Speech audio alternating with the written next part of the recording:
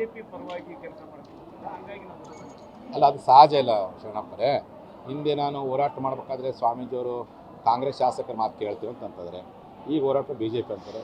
ಅದು ಸಹಜವಾದಂಥ ಪ್ರತಿಕ್ರಿಯೆಗಳು.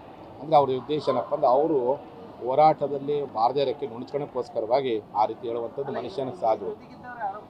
ಇಲ್ಲ, ಅವ್ರ ಬಗ್ಗೆ ನೋಡ್ರಿ ಮಾತಾಡೋಕ್ಕೆ ಹೋಗೋದೇ ಇಲ್ಲ. ನಾನೇ ಕಟ್ಟು ಉದ್ಧಾರ ಮಾಡಬೇಕು. 1,30,30,00,000 ಪಂಚಮಸಾಲಿಗಳು, ಮಲೆಗೌಡರು, ಗೌಡ್ ಲಿಂಗಾಯತ, ದಿಶಿಂಗಾಯತ.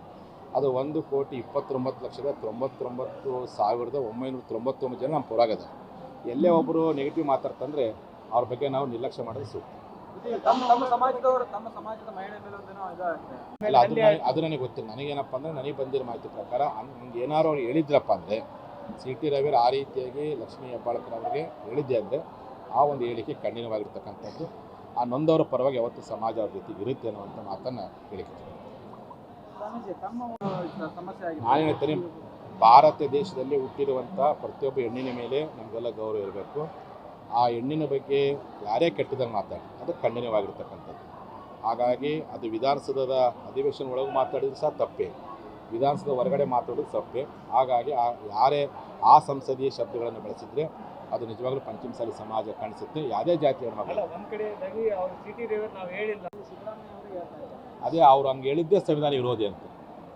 ಮುಖ್ಯಮಂತ್ರಿಗಳಾದಂಥವ್ರು ಸಂವಿಧಾನ ವಿರೋಧಿಯಾಗಿದ್ದರೆ ನಾನು ಪಾದಯಾತ್ರೆ ಮಾಡೋಕ್ಕೆ ಮುಂಚಿತವಾಗಿ ಅವ್ರ ತಗ ಹೋಗಿ ಮನವಿ ಕೊಟ್ವಿ, ಅವಾಗ ಹೇಳ್ಬೇಕಾಗಿತ್ತು.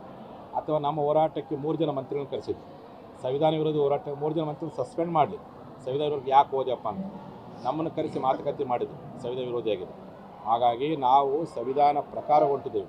ಆಲ್ರೆಡಿ ಲಿಂಗಾಯತ ಪಂಚಮಸಾಲಿಗಳು ಪ್ರವರ್ಗ ಅಂದರೆ ಹಿಂದುಳಿದ ವರ್ಗಗಳ 5B ಒಳಗೆ ಗುಂಪಾಗದೇವೆ. ಅದೇಂಗೆ ಸಂವಿಧಾನ ವಿರೋಧಿ ಆಗುತ್ತೆ? ಸಂವಿಧಾನ ವಿರೋಧಿ ಆಗಿದ್ರಪ್ಪ ಅಂದರೆ ನಮ್ಮ ಸಮಾಜ ಶಾಸಕರು ಎಲ್ಲರೂ ತೆಗೆದು ಹಾಕ್ಬಿಡ್ರಿ. ಹಂಗಾರೆ ನಿಮ್ಗೆ ತಾಕತ್ತಿದ್ರೆ ಅವರೆಲ್ಲ ಹೋರಾಟಕ್ಕೆ ಕದರಲ್ಲ. ಈ ರೀತಿಯಾಗಿ ಸಂವಿಧಾನ ವಿರೋಧಿ ಶಬ್ದ ಬಳಸಿ ಜನರ ದಿಕ್ಕನ್ನು ತಪ್ಪಿಸೋ ಪ್ರಯತ್ನವನ್ನು ಮಾನ್ಯ ಸರ್ಕಾರ ಮಾಡ್ತಿದೆ. ಆ ಹೇಳಿಕೆ ನೀವು ಪಡಿಬೇಕು ಅಂತ ನಾನು ಮುಖ್ಯಮಂತ್ರಿಗಳು ಆಗ್ರಹ ಮಾಡ್ತೀನಿ.